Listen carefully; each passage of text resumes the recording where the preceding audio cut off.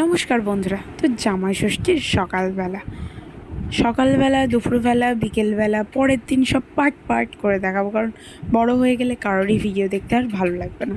তো আমি আর মা তাড়াতাড়ি করে লুচি ভেজে নিয়েছিলাম।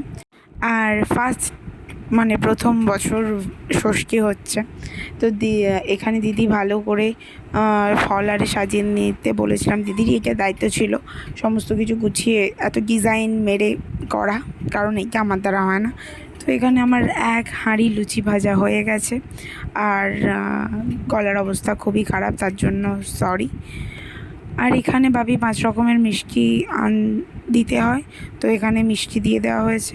আর এটা দিদিদের ওখানের দই, একটা বেকড দই।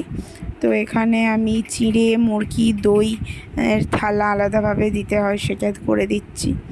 সকালকে তাড়াতাড়ি করে দিচ্ছি, কারণ দুপুরে অনেক আয়োজন হয়েছিল, আর কত তাড়াতাড়ি হবে এত কিছু হওয়ার পরে। আর পনির তো বাপি কখন এসে ফ্রিজে রেখে দিয়েছে জানাও হয়নি।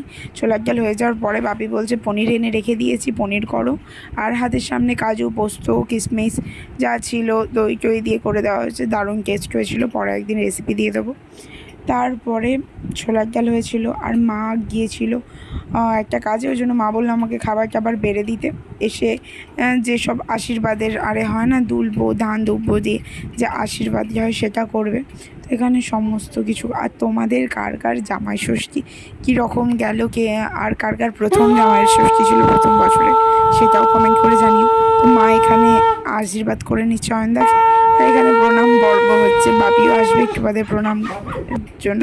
আর এখানে গিফট আদান প্রদান হচ্ছে, এরা আমার জ্বালা এম্বারেস হয়ে যাচ্ছে, আর কি করবে আমি এত ভিডিও করছি বলে।